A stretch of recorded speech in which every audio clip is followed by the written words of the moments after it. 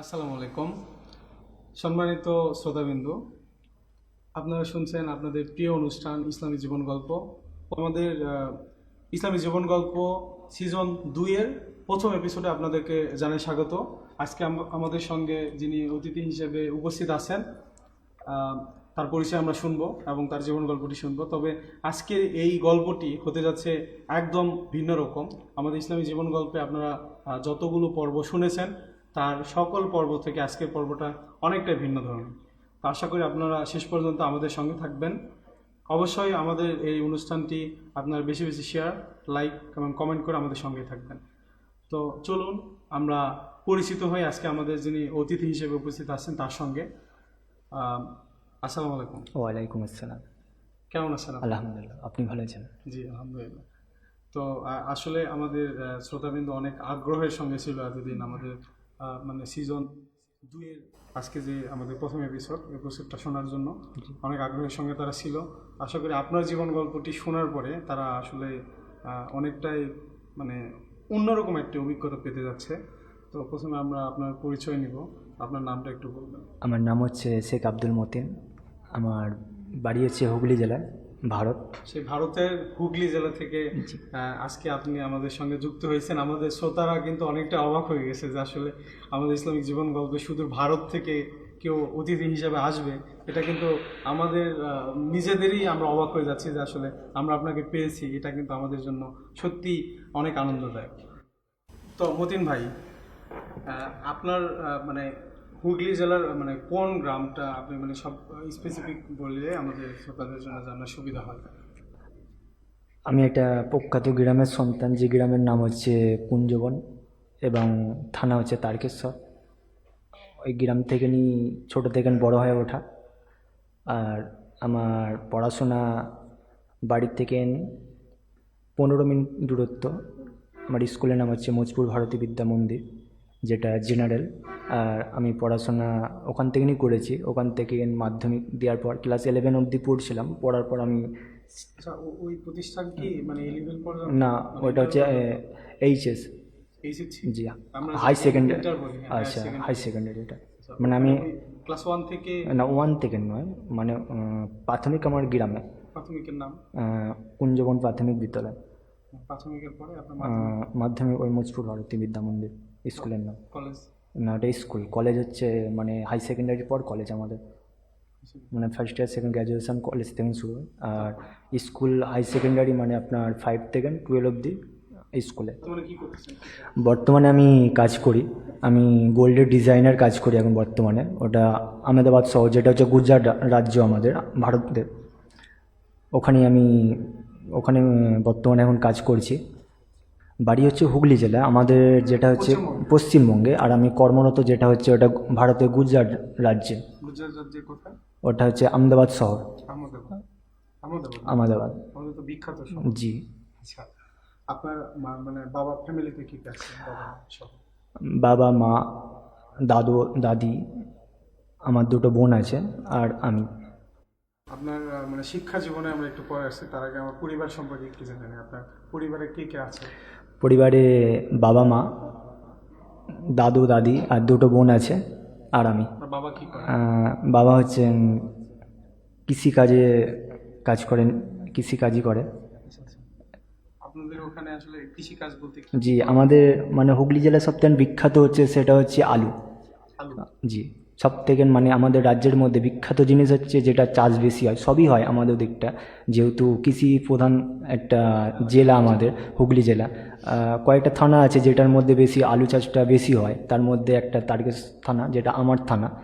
আর ওখানে সব থেকে বেশি যেটা সেটা আলু চাষই হয়।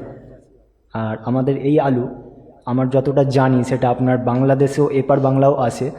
আর শুধু আমাদের বাংলার আলু, হুগলি জেলার আলু শুধু বাংলার মধ্যে সীমাবদ্ধ নয়, সেটা আমাদের অন্যান্য রাজ্যের মধ্যে উড়িষ্যা, অন্ধ্রপ্রদেশ, দিল্লি, আহমেদাবাদ আরও অন্যান্য রাজ্য সীমাবদ্ধ, মানে ছড়িয়ে গেছে আর কি। তো আপনাদের এই যে আমরা একটা জিনিস আপনাদের অবগত করি, আপনি জানেন জি জি জি, আপনাদের ভারতের মধ্যে যেরকম আপনাদের হুগলি জেলা বিখ্যাত আলু চাষের আলু, জন্য, আমাদের বাংলাদেশের কিন্তু মানে বিখ্যাত জেলার মধ্যে কিন্তু আমাদের দিনাজপুর, জয়পুরহাট, বগুড়া কিন্তু আলু উৎপাদনের ক্ষেত্রে কিন্তু মানে বিখ্যাত। জি জি, আসার সময় আমি দেখলাম বর্ডার ক্রস হওয়ার পরে আমি লক্ষ্য করছিলাম বাসে করে আসার সময় যে চারদিকে যে হয়তো কিছুদিন আগে এলে একটা সবুজের একটা সৌন্দর্য দৃশ্য আমি দেখতে পেতাম, সেটা এখন হয়তো হলুদ হয়ে আছে, যেটা ধান কাটা শুরু হয়ে গেছে অলরেডি। আর অনেক জমি দেখলাম যেখানে আলু বসানো হয়ে গেছে বা পানির কাজ চলছে এখন। আমাদের ওখানে এখনও শুরু হয়নি, ইনশাল্লাহ কিছুদিন পর হয়তো শুরু হবে। তো হচ্ছে আপনার বাবা তাহলে কৃষক, আর পরিবারে যে বোন, বোন, বড় বোন পড়াশোনা হাই হাই সেকেন্ডারি দিয়ে আর করে না, ছোটো বোন ক্লাস 10-এ পড়ছে, আর আপনি পরিবারের বড় সন্তান। আর আমি পরিবারের বড় সন্তান। তো মতিন ভাই, যেটা জানতে চাইবো সেটা হচ্ছে আপনার যেহেতু পরিবারে আপনার বড় সন্তান, সেহেতু পরিবারের আপনার ছোটবেলা থেকে বেড়ে ওঠা আপনার প্রাথমিক জীবন, উচ্চ মাধ্যমিক, তারপর মানে মাধ্যমিক, উচ্চ মাধ্যমিক পড়াশোনার ক্ষেত্রে, এবং আনুষঙ্গিক যেহেতু আপনি আমাদের অনুষ্ঠানটি ইসলামিক জীবন গল্প, মানে স্বাভাবিকভাবে প্রত্যেকটা ক্ষেত্রে আমরা আপনার ইসলামিক জীবনের যে ইসলামিক অংশটুকু কিন্তু আমরা সবসময় প্রাধান্য দিয়ে থাকবো। এখানে যেটা আসার সময় দেখলাম অতিরিক্ত মাদ্রাসা যে বা মসজিদ, কিন্তু আমাদের ওখানে অতিরিক্ত সংখ্যাই নেই, আছে যেটা কিছু কিছু জায়গায় সীমাবদ্ধ, কিন্তু অতিরিক্ত এটা আমরা ছেয়ে নেই আপনাদের এখানের মতন, যেটা মক্তব্য যে আরবি শিক্ষা নেওয়া, তারপর ওখান থেকে বেড়ে ওঠা বা গ্রামে পাড়ায় ছোটোবেলায় মহিলাদের কাছেও আমি শিক্ষা নিতে গেছি অনেক ক্ষেত্রে। আর সেক্ষেত্রে কায়দা আপনি শিখছেন, কায়দা শেখার পরে যে আপনার কায়দাগুলো আপনার পড়াশোনার ক্ষেত্রে গিয়ে আসলে মানে বাধাগুলো কি ছোটবেলাতে যত ধর্মীয় শিক্ষা আপনি নিতে যান, পাড়ার মহিলাদের কাছে পড়তে হয়। আমাদের যে আপনি যে কথাটা বলেন যে বাংলাদেশে আসলে যেরকম সিয়া আসে সব জায়গায়, যে ধর্মীয় শিক্ষা প্রতিটা গ্রামের মসজিদে আপনার দেশের সঙ্গে আমাদের এটা পার্থক্য মনে করি যে আসলে আমাদের বাংলাদেশে কিন্তু আপনি অবগত আছেন যে বাংলাদেশে যে আমাদের ইসলামিক ফাউন্ডেশন আছে, সেই ফাউন্ডেশনের দ্বারা কিন্তু আপনার বাংলাদেশে প্রায় প্রতিটি মসজিদে ইসলামিক ফাউন্ডেশনের যে মক্তব আছে, যে মক্তবে আমরা কিন্তু ছোটোবেলা থেকে আসলে আপনার যে প্রাথমিকভাবে যে আমাদের কায়দা বা কোরআন শিক্ষার জন্য যে শিক্ষাগুলো, এটা কিন্তু আমরা যে মক্তবগুলোতে পেয়ে থাকি। আবার আমাদের কিন্তু প্রায় দেখা গেছে যে 2-3টা গ্রাম পরপরই আমাদের মাদ্রাসা আছে, মসজিদ আছে, এগুলোতে পড়ার সুযোগ। আপনাদের মানে আপনার জেলাতে মানে আপনার দেশে আসলে এই জায়গাতে মানে কেমন সুবিধা অসুবিধা আছে, সুযোগ সুবিধা বলতে আমার যেটা হয়েছে ছোটোবেলায়, যেটা আমি নুরালি কায়দা, তারপর মাদ্রাসার 24 পরগনার ছেলে, যেটা আমাদের গ্রামে এসে একজনদের এখানে থাকে ওখানে পড়াশোনা করে, আমাদের ফুরফুরা মাদ্রাসায় পড়াশোনা করে, ওনার কাছে আমি কোরআন শরীফ ওখানে শিক্ষা অর্জন করি, ওখানে কোরআন শরীফ শিক্ষা পাই ওনার কাছ থেকে। আর আস্তে আস্তে যেটা আপনাদের এখানে যেটা দেখলাম আর আমাদের ওখানে যেটা মানে পার্থক্য হচ্ছে যে জনসংখ্যার মধ্যে কিছুটা পার্থক্য আছে, যেখানে ভারতের জনসংখ্যার মধ্যে সবাই বেশিরভাগই হিন্দু, আর আপনাদের এখানে বেশিরভাগ সংখ্যাটা মুসলমান। কালচারের মধ্যে আমাদের শরীয়তের কালচার দিক থেকে অনেকটা একটু তফাৎ আছে, কিছু কিছু জায়গায় আছে যেই জায়গাগুলো মানে আমাদের সিলসিলার ফুরফুরাল শরীফের মক্তবগুলো, যেগুলো দাদা হুজুর পীর কেবলা প্রতিষ্ঠান করে গেলেন, সেগুলো আস্তে আস্তে চলতে যেগুলো ঠিক মতন ম্যানেজ করার মতন যেসব মানুষগুলো না থাকার কারণে বিছখানে কী হলো, এটা বন্ধ মতন হয়ে গেলে। কিন্তু আমাদের শিক্ষা যেটা হচ্ছিল সেটা মসজিদে হচ্ছিল, মসজিদে ইমাম সাহেবের কাছে যে ওখানে আমরা পড়াশোনা করতাম, ওখানে শিক্ষা নিতাম, ধর্মীয় শিক্ষার সাথে সাথে জেনারেল শিক্ষাগুলো আমরা নিতাম ওখানে। আর আমাদের ওখানে আরেকটা জিনিস যেটা এখন মানে খুব ভালো লাগলো, যেটা এখন শুরু হয়েছে আমাদের দরবার থেকে, সিলসিলা দরবার থেকে ফুরফুরা শরীফে, যেটা বর্তমান পীরজাদারা যেটা শুরুয়াত করেছেন, যেটা মক্তব দাদা হুজুরেরই রেখে যাওয়া মক্তব, মানে কিতাবগুলো নতুন করে আবার বার করেছে, আপডেট করে বার করেছে, খুব ভালো লাগলো। এটা আমরা হয়তো পাইনি, কিন্তু বর্তমানে যারা আছে ওনারা পাবেন। আর অনেক জায়গায় মক্তব আরও প্রতিষ্ঠিত করছে, যেটা আমি দেখলাম ওনাদের প্রচার, আর আলহামদুলিল্লাহ আমিও খুব খুশি হলাম। কত বছর বয়সে মানে প্রাথমিকে ভর্তি করা ছিল আপনার? আমাদের ইপি স্কুলে, প্রাইমারি স্কুলে 5 বছর বয়স থেকে প্রাইমারি স্কুলে ভর্তি নেয়, ওখান থেকে ক্লাস 1 থেকে শুরু প্রাথমিক। আর আমার গ্রামেই প্রাইমারি স্কুল আছে, কুঞ্জবন প্রাথমিক বিদ্যালয়, যেটা ক্লাস 4 অবধি আছে। তারপর আমাদের হাই স্কুল, যেটা 5 থেকে হাই সেকেন্ডারি, যেটা আমাদের এইচএস বা 12 অবধি। তো প্রাথমিকে যে শিক্ষার ক্ষেত্রে আসলে আপনাদের মানে আমাদের দেখা গেছে যে আমরা যে প্রাথমিকে পড়াশোনা করি, বিশেষ করে এখানে কিন্তু আমাদের ধর্মীয় বই আছে, জি জি ইসলামিক বই আছে, জি মানে আরবি বই আছে। জি। আপনাদের ওখানে কি আসলে মানে প্রাথমিকে, তারপর মাধ্যমিক, উচ্চ মাধ্যমিকে ইসলামিক বই আছে কি? কিছু কিছু স্কুলে আমাদের রাজ্য সরকার যেসব স্কুলগুলো পরিচালনা করে, কিছু কিছু স্কুলে অ্যারাবিক ল্যাঙ্গুয়েজ আছে আমাদের সাবজেক্ট হিসেবে, কিন্তু সব স্কুলে নেই। কিছু কিছু আছে আমার জানা মতে, কিছু কিছু আছে, কিন্তু আমি যে স্কুলে পড়তাম সেই স্কুলে কিন্তু অ্যারাবিক ল্যাঙ্গুয়েজ ছিল না। আমি যেটাই পড়েছি সেটা তো অ্যারাবিক ল্যাঙ্গুয়েজ নেই, ইসলামিক ল্যাঙ্গুয়েজ কোনোটাই নেই। কিছু কিছু স্কুলে আছে যেটা বললাম আপনাকে, আর কিছু কিছু কলেজও আছে যেগুলো অ্যারাবিক সাবজেক্ট আছে। আপনি যেটা পড়েছিলেন সেগুলোতে কি ছিল? সেগুলো যেমন আর্টস ছিল, সায়েন্স ছিল, কমার্সটা চালু হয় না, আর্টস আর সায়েন্স। আরবি ছিল না? না, আরবি ছিল না। তো তাহলে আপনার ধর্মীয় শিক্ষার ক্ষেত্রে মানে ওই যে পাড়ার যে ছোটবেলায় জি বন্ধুদের কাছে আরবি শেখা, যে ওটা একদম ছোটোবেলায়, একদম ছোট, কিন্তু পরবর্তীতে মসজিদ বা আমাদের সিনিয়র মাদ্রাসা একজনের কাছে পড়েছিলাম, যিনি মাদ্রাসায় পড়াশোনা করতেন, ফুটবল সিনিয়র মাদ্রাসা, ওনার কাছেই আমি কোরআন শরীফ মানে নুর আলী কাদিদিন কোরআন শরীফে যাই আর কি, ওনার কাছে ধরি। পারিবারিকভাবে আসলে আপনাদের যে সামাজিক, জি আপনার যেখানে আপনাদের বাসা বাড়ি, যেখানে বাড়িতে বাড়ির আশেপাশে আপনাদের মানে মুসলিমদের মানে সংখ্যা কেমন, হিন্দুদের সংখ্যা কেমন, আবার ওখানে আপনাদের মসজিদ মানে কত গ্রামের মধ্যে কেমন মসজিদ হয়? আপনাকে বলে রাখি যে আমাদের কিন্তু যেসব আমাদের যেহেতু সংখ্যাগরিষ্ঠ মুসলিম সংখ্যাগরিষ্ঠ দেশ বাংলাদেশ, আমাদের দেশে কিন্তু মানে একটা গ্রামে দেখা গেছে অনেক মসজিদ, 5টা 7টা পর্যন্ত মসজিদ আছে। জি ঠিক আছে, মানে এমন যেখানে মুসলিম আছে সেখানে মসজিদ থাকবে। আসলে আপনাদের মানে ভারত সম্পর্কে তো আমরা অবগত নই সেভাবে, আপনি বললে আমাদের শ্রোতাদেরও জানা হবে আসলে আপনাদের ওখানে কেমন আসলে মসজিদ এবং এই বিষয়। আমার গ্রামে জনসংখ্যা মোটামুটি মুসলমান এবং আদিবাসী আছে। মুসলমানের সংখ্যা কম বেশি 2000-এর ওপর হবে গ্রামে, কিছু সামথিং আদিবাসী আছে। আমাদের গ্রামে মোটামুটি 2000-এর ওপর মুসলমান মানুষ বসবাস করে, মহিলা পুরুষ নিয়ে। আর কিছু আছে আদিবাসী, ওনারা একটু সাইডে থাকে, আমরা একটু ভেতর দিকে থাকি। আমরা মুসলমান সবাই এক কাছে থাকে, ওনাদের পাড়াটা হচ্ছে একটু সাইডের দিকে আর কি, সামনের দিকে। আর আমাদের মসজিদ হচ্ছে আমার বাড়ি থেকে পথে দূরত্ব হবে মোটামুটি 3 থেকে 4 মিনিট দূরত্ব হবে। আমার গ্রামে একটাই মসজিদ আছে, একটাই মসজিদ আছে। মসজিদের পাশেই আমাদের ঈদগাঁও আছে। তো মদিন ভাই, আপনাদের ওখানে ধর্মীয় অনুষ্ঠানগুলো কিভাবে পালন করেন এবং কোন ধর্মীয় অনুষ্ঠান কি রকম ভাবে পালন করে থাকেন? আমাদের ধর্মীয় অনুষ্ঠান যেমন অন্যতম হচ্ছে ঈদে মিলাদুন্নবী, যেটা প্রত্যেকটা পাড়ায় পাড়ায় ঈদে মিলাদুন্নবী আমাদের হয়ে থাকে। শুধু গ্রামে নয়, পাড়ায় পাড়ায় হয়ে থাকে। আর আমাদের পাড়া হচ্ছে 6টা পাড়া আছে, আর যেটা বললাম আদিবাসী পাড়া ওটা 2টো আছে, ওটা যেহেতু একটু সাইডের দিকে। আর আমাদের ঈদে মিলাদুন্নবী জলসায় শুধু আমরা মুসলমানরা থাকি শুধু তা নয়, তার সাথে কিছু আদিবাসীরাও আসে, আমাদের কাজকর্মে সহযোগিতা করে। এবং ঈদে মিলাদুন্নবী অনুষ্ঠানে জি, তা আদিবাসীরা তো কোন ধর্মের ওনারা অনুসারী?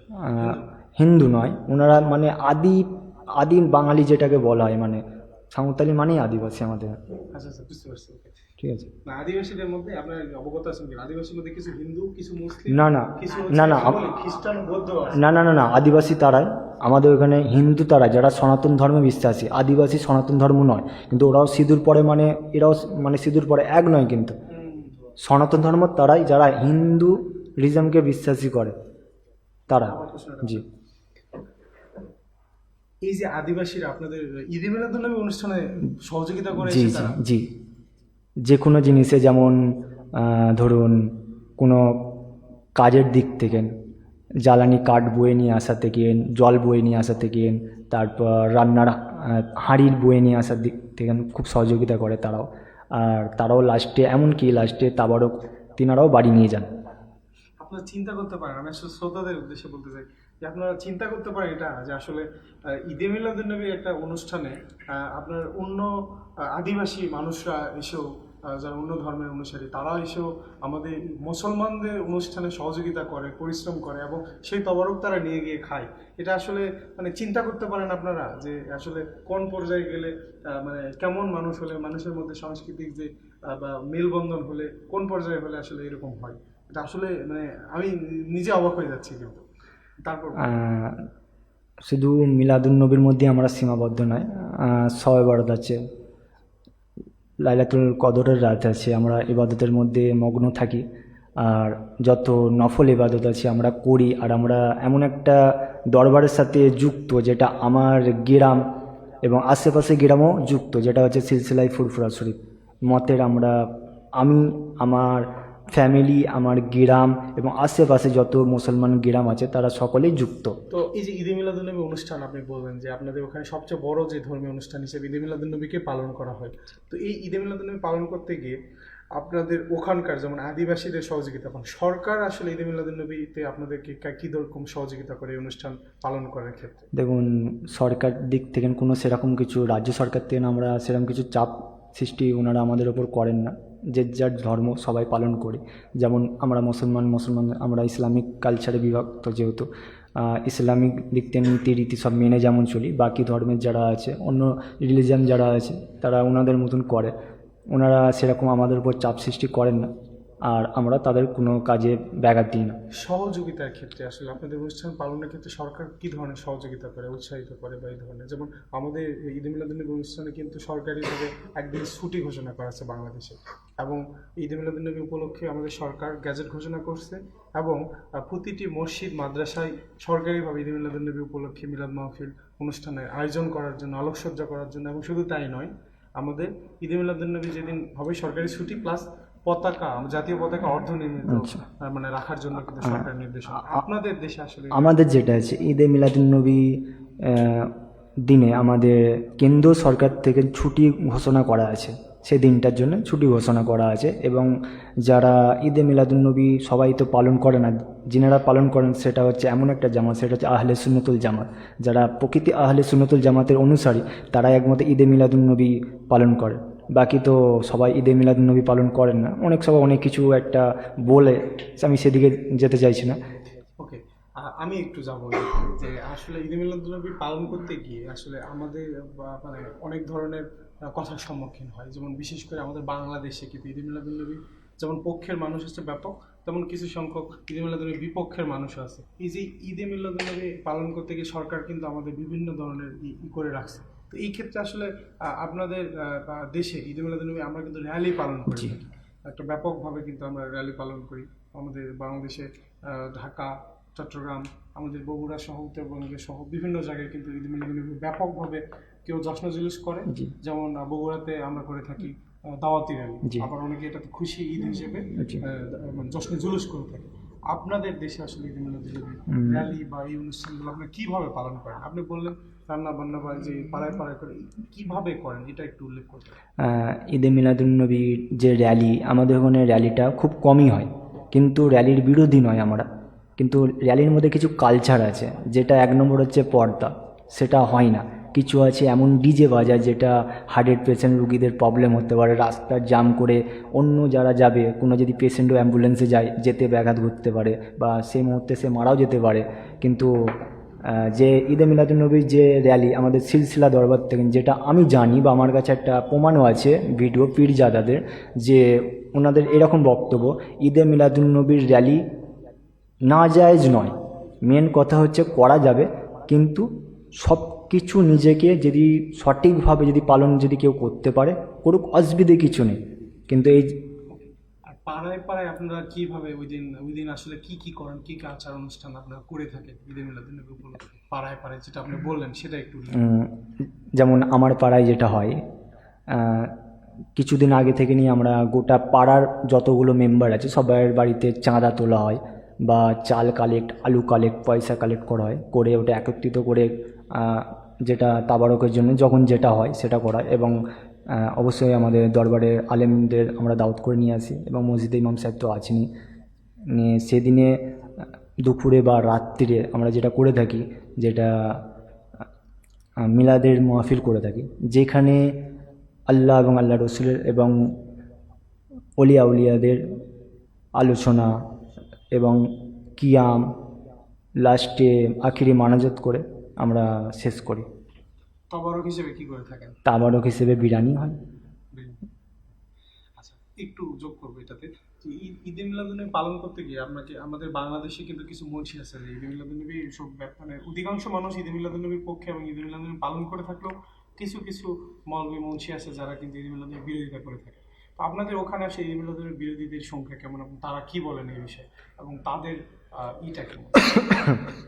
আমাদের ওখানে যেটা বেশি করে থাকে সেটা হচ্ছে আহলে হাদিস লামাজা, সব থেকে বেশি যেটা হয় আমি দেখেছি।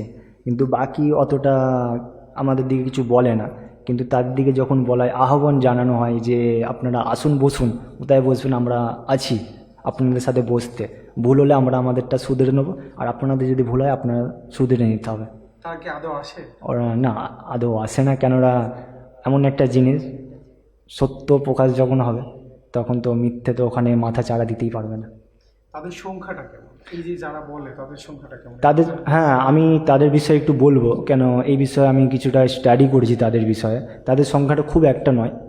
এই বিষয়ে আমি আরও মানে অনেকটা কথা বলার আমার আছে, কেন আমি যতটা জি, বলেন, সমস্যা নেই। আমার মানে আমি যেটা দেখেছি, বর্তমানে যেটা আরও দেখছি, আহলে হাদিস লা মাযহাব যেটা করে থাকে ইয়ং জেনারেশন ছেলে মেয়েদের মগজ ধোলায় কাজ, যেটা যেটা হচ্ছে আপনার বাংলা কিতাব তাদের দিকে হাদিয়া হিসেবে দিচ্ছে বা অর্থের বিনিময়ে দিচ্ছে, দিয়ে তাদের দিকে পড়াচ্ছে। এগুলো তারা অ্যাপসের মাধ্যমে তারা নিজেদের দিকে মুস্তাহিদও মনে করে যে এই অমুক হাদিসে অমুক অমুক রেফারেন্স, কোরআন হাদিসের রেফারেন্স। এবং তাদের মধ্যে আমি একটা জিনিস দিই, যেটা তাদের নাসেক এবং মনসুকের মধ্যে কোনো পার্থক্য তারা বোঝে না, কী জিনিস এটা ওরা বোঝে না। এদের মধ্যে অনেক দুর্বলতা আছে, যেটা আমাদের সাথে তারা যতবার তর্ক বিতর্ক করেছে, কিন্তু তারা ঠিক মতন আমাদের ওপরে মাথা চাড়া দিতে পারে না। কিন্তু একটাই দুঃখ যে তারা যদি আমাদের আলেমদের সাথে বসে, তাদের শায়েখ বা তাদের হুজুরা, কিন্তু ইনশাল্লাহ তারা পরাজিত হবে। আর একটা জিনিস যেটা আমি বর্তমানে যেহেতু বাইরে থাকি, যেটা আমি দেখছি, আহলে হাদিস লামাজীবীদের একটা সোশ্যাল নেটওয়ার্ক, যেটা আপনি হোয়াটসঅ্যাপ বলতে পারেন, ফেসবুক বলতে পারেন, যে কোনো সোশ্যাল নেটওয়ার্কে যে কোনো অ্যাপসের মাধ্যমে ওরা কাজ করছে, যেটা আমি দেখছি যে ইয়ং জেনারেশন ছেলেগুলোকে যে এক কথা বলতে গেলে কোরআন বিরোধী কাজ। যেহেতু কোরআনে আছে যে হাক্কানি অলিল আমরকে অনুসরণ করতে হবে, কিন্তু তারা হাক্কানি অলিদেরই বিরোধী, সব থেকে বড় বিরোধী তারাই করে বেশি। কেন? তারা বলে পীর মানা যাবে না, পীর কথা কোনো জায়গায় নেই। সে বিস্তারিত আমি ওদিকে যেতে চাইছি না। তো আমি একটা জিনিস এখানে অ্যাড করবো, সেটা যে আপনাদের বিশেষ করে হুগলি জেলা বা জি। আপনাদের পশ্চিমবঙ্গে অনেক জেলাতে কিন্তু সুন্নি মুসলমানদের আধিক্য বেশি এবং জি। আপনাদের ইসলাম কিন্তু প্রচারই হয়েছে, এখনো হয়। জি, জি। ইসলামের বড় একটা অংশ জি, জি, ফুরফুরা কিন্তু এই যে ফুরফুরা সিলসিলার কিন্তু পীরেরাই, যে পীরজাদারা, তারাই কিন্তু পরিচালনা করে থাকে। এবং জি। আমার যতটুকু জানা যে তারা প্রতিটা প্রায় গ্রামে গঞ্জে যেখানে সব জায়গাতে কিন্তু তাদের খানকা আছে, আমি যতটুকু জি, জানি। জি, জি। তো তারপরেও আসলে মানে এই যে যুব সমাজকে কিভাবে তারা আকৃষ্ট করতেছে এবং এই যুব সমাজ আদৌ কি মানে এই এত কিছু দেখার পরও, বাস্তব দেখার পরও কেন এরকম হচ্ছে? না, যুব সমাজ মানে সবথেকে নষ্টর বিষয় হচ্ছে একটা হচ্ছে হাতে স্মার্টফোন। কিছু শেখার জন্যে যেটা হয় গুগলে সার্চ করলাম বা ইউটিউবে সার্চ করলাম, যেটা আমরা ভিডিওর মাধ্যমে জানতে পারি। আর ছেলেদের বা মহিলাদের মধ্যে একটা আকর্ষণীয় জিনিস হচ্ছে সরাসরি দেখে শিখবো, সে কী বলছে, সে কীভাবে মুখটা নাড়ছে, সেটা কপি করে। কেন? তার ভয়েসটাও কপি করছে, সব কিছু তাকে কপি করার চেষ্টা করে। আর তাদের যে কোনো জিনিস হচ্ছে কিছু ফতোয়া মশলা কিছু শেখার ইচ্ছা হলেই ইউটিউব যে সার্চ করছে, যে যাকে ভালো লাগে তা সে আলেমের ওয়াজ সার্চ করছে। কিন্তু আদৌ সে কি পরিপূর্ণ মানে কোরআন হাদিস এজমা কিয়াসের পক্ষে সে আলেম কি আছে, সেটা যাচাই বাছাই তারা করে না। না করার কারণ হচ্ছে তারা অনেকটা দূরে চলে গেছে। তাদের মধ্যে এই কথাটাও আছে যে আমাদের পিতা ভুল করেছে, মানে বাপ ভুল করেছে বলে কি ব্যাটা হয়ে আমিও কি ভুল করব, এই যে কথাটা। কিন্তু আমি এখানে কিছু বলতে চাই, যেটা আমাদের উপমহাদেশের মধ্যে ভারত, বাংলাদেশ, পাকিস্তানের মধ্যে আব্দুল হক মুহাদ্দিস দেহলভী হুজুর, উনি হাদিসের সনদ, যেহেতু উনি কিন্তু এই যে সনদের বিষয়টা জেনারেল ছেলেমেয়েরা বোঝে না কী জিনিসটা। আপনি যখন বলবেন যে উনি হচ্ছেন হাদিসের সনদ, প্রত্যেকটা যে যত মতের আছে, যত মশলাগিরি থাকুক, ওনাকে মানতেই হবে বাধ্য, নাহলে কারোর কাছে হাদিস সই হবে না। ওনাকে বাদ দেওয়া মানে তার কাছে কোনো হাদিসই থাকবে না। কিন্তু এই যে জিনিসটা ওনারা বোঝে না, সাধারণ ছেলেমেয়েরা বোঝে না। না বোঝার কারণ হচ্ছে তারা ছোটো থেকে মক্তবে যায় না, তারা ফোনের মাধ্যমে শিক্ষা নিচ্ছে, ফোনটাকে উস্তাদ বানিয়ে নিচ্ছে। এটা হচ্ছে সবথেকে বড় দুর্বলতা। আর যে কোনো জিনিসের জন্যে স্মার্টফোন আছে, এনি টাইম স্মার্টফোন ব্যবহার করছে। আপনার কাছ থেকে একটু জানার আগ্রহ যে আপনি বর্তমানে হচ্ছে যেখানে কর্মরত আছেন আপনার আহমেদাবাদ, আহমেদাবাদ, জি, আপনার গুজরাট রাজ্যে আহমেদাবাদ সিটি। গুজরাট রাজ্যের আহমেদাবাদে তো আপনি কর্মরত আছেন। সেখানে আসলে এই যে আপনি এতক্ষণ তো আমরা শুনছিলাম পশ্চিমবঙ্গের হুগলি জেলার, সেখানকার আসলে আপনি ওখানে কতদিন থেকে কর্মরত আছেন? ওখানে মানে আমি যখন ছোট ছিলাম, 2 মাস আমার যখন বয়স, তখন আব্বা মা আমাকে নিয়ে চলে যায় ওখানে, যেহেতু আব্বাও কাজের মধ্যে ওখানে যুক্ত ছিলেন। তারপর বীজখানে কিছু গ্যাপ রেখে দাঙ্গার পর চলে আসি, এসে এখানেই পড়াশোনা। তখন আমার বয়স 4 বছর সামথিং, কিছু বেশি হবে। গুজরাতে যে হ্যাঁ, 2002-এ, কুখ্যাত যে জি দাঙ্গার জি জি, দাঙ্গার পর চলে আসা হয়েছিল। তারপর এখানে পড়াশোনা করে ক্লাস 11, তারপর আমি প্রথম আমি কাজের জন্য বাইরে বেরোই, সেটা হচ্ছে আপনার পাঞ্জাব শহরে। ওখানে কাজ শিখে পাঞ্জাব রাজ্য না? জি, পাঞ্জাব একটা রাজ্য, পাঞ্জাব রাজ্যের পাঞ্জাব শহর। পাঞ্জাব রাজ্যে ওখানে কাজ শেখার পর ওখান থেকে অসুস্থতার কারণে বাড়িতে চলে আসি। কলকাতায় কাজ করছিলাম কিছুদিন, তারপর দিল্লিতেও কাজ করেছি, তারপর আহমেদাবাদে। আপনি তো তাহলে আপনার ভারতের অনেক মানে প্রায় অনেক রাজ্যে আপনি জি, অনেকগুলো রাজ্যে কাজের মধ্যে আমি যুক্ত আছি, ধরতে পারেন 10 বছরের কাছাকাছি। 10 বছর পরিপূর্ণ না হলে কিছুটা কম বেশি। তো আপনি তাহলে একটু কি আমাদেরকে এই যে অন্যান্য আপনার যে শহর হুগলি জেলার সঙ্গে অন্যান্য দিল্লি, আপনার কলকাতা, তারপর হচ্ছে আর যেগুলো রাজ্যতে আপনি ঘুরছেন, সেগুলো আসলে মানে ওই জায়গাগুলোর সঙ্গে যদি একটু সামঞ্জস্য বা পার্থক্যগুলো আপনি একটু তুলে ধরতেন, তাহলে আমাদের শ্রোতাগণ প্রথমে পাঞ্জাবেরটা বলি। পাঞ্জাব আমি দেখেছি, পাঞ্জাব শহরে যেটা ওখানে মিলাদুন্নবী জলসা হয়, ওখানে কাজের ব্যস্ততা থাকার কারণেও আমরা যেতাম রাত্রিবেলা, যেহেতু রাত্রিটা তো সুবিধা হতো, রাত্রি 9টা-10টার পর রওনা দিতাম, যে মসজিদও হতো। আর আপনার দিল্লি তো দাদা হুজুর, আমাদের ফুরফুরা দাদা হুজুর পীর কেবলার একটা খানকা আছে, যতটা সম্ভব ইসমাইল হুজুরের খানকা, যতটা সম্ভব মনে হয় ওখানে ঈদে মিলাদুন্নবী জলসা হয়, প্রত্যেক বছরই হয়। শুধু জলসা নয়, জেকেটের মজলিসও হয় ওখানে প্রত্যেক বৃহস্পতিবারে। আর আহমেদাবাদ শহরে আমি যেটা দেখেছি, ওখানে একটু বেরেলি মতের মানুষ অনেক আছে, কিন্তু বেরেলি মতের থাকলেও কিন্তু আমি ওখানে যেটা দেখেছি, ওখানে ঈদে মিলাদুন্নবী জলসা মানে খুব খুব ধুমধাম করে ওনারা করেন। কিন্তু ওনাদের মধ্যে একটু দেখেছি ওনারা বেশি একটু আবেগপূর্ণ, করতে করতে একটু বেশি বাড়াবাড়ি করে ফেলে, যেটা আমার ব্যক্তিগতভাবে পছন্দ নয়। আর আমি একটা জিনিসও দেখেছি যে যেহেতু আমি যে সিলসিলার মতে, সেই সিলসিলাও এতটা বাড়াবাড়ি করতে মানা করেছে।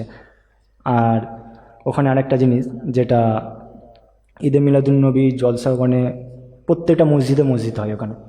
ওখানে কিছুটা ছাড়া ছাড়া মসজিদ, 2 মিনিট 3 মিনিট ছাড়া ছাড়া মসজিদ পাবেন হেঁটে। আর ওখানে প্রত্যেকটা মসজিদে আরেকটা জিনিস যেটা দেখেছি আমি, কিছুদিন 4-5 দিন 6 দিন ধরে ওখানে ঈদে মিলাদুন্নবী জলসা ওনারা করে থাকেন, যেহেতু ওটা বেরেলি মতের। আর আমাদের যেমন সিলসিলা আলেমরা আহমেদাবাদ শহরে যায়, ওখানে আমাদের ঈদে মিলাদুন্নবী। আমি যতদূর জানি আহমেদাবাদ শহর তো বিখ্যাত একটা শহর, জি, মুসলমানদের ওখানে কিন্তু মানে একটা ব্যাপক জায়গা আছে মুসলমানদের। মুসলিম শাসক আমলে তো আহমেদাবাদ বিখ্যাত একটা শহর ছিল। এখন বর্তমানে মানে পরিস্থিতিটা আসলে কেমন আহমেদাবাদে? বর্তমানে পরিস্থিতি খুবই সুন্দর, এখন খুবই সুন্দর। কেন? শিক্ষা জাতির মেরুদণ্ড, এটা আমরা সবাই জানি। শিক্ষা যখন একটা জাতি পাবে, তখন সত্যটা জানবে এবং শিখবে, এবং জানার আরও আগ্রহতা বাড়বে। আগে যেটা ছিল না, আস্তে আস্তে এটা অনেকটা ডেভেলপমেন্ট করেছেন ওখানকার সরকার। আর একটা জিনিস কি, ওখানে হিন্দু মুসলমান এখন বর্তমানে সবাই মিলেমিশে কাজকর্ম সব কিছু করে থাকে, কেউ কিছু বাধা দেয় না। যেটা খুব ভালো লাগছে আমাকে এখন। এখন পাঞ্জাবের কি অবস্থা? পাঞ্জাবে তো আপনি গেছেন। যে পাঞ্জাবে ওখানে আমি যেহেতু কাজ শিখেছি, পাঞ্জাবে শিখ ধর্মের মানুষরা বেশি থাকে, কিন্তু একটা জিনিস দেখেছি শিখেদের মধ্যে অন্যতম একটা জিনিস হচ্ছে যেটা যেটা হচ্ছে আপনার ওনারা মুসলমানদের খুব ভালোবাসে, কিন্তু অন্যরকম একটা আবেগ আছে তাদের মধ্যে, খুব শ্রদ্ধা করে। কেন করে সেটা আমার জানা নেই, কিন্তু তাদের মধ্যে দেখেছি একটা ব্যক্তিগতভাবে যেটা দেখেছি, কিন্তু খুব ভালোবাসে মুসলমানদের। আর তারপর হচ্ছে একটা জিনিস, মানে আর কয়েকটা শহর আপনি দিল্লিতে তো গেছেন, দিল্লির অবস্থা, দিল্লি সম্পর্কে যদি কিছু বলতেন। উম, দিল্লিতে আমি গেছি, ওখানে আপনার দিল্লিতে আপনার নিজামুদ্দিন হুজুরের দরগাতেও জিয়ারত আমি করেছি। তারপর আপনার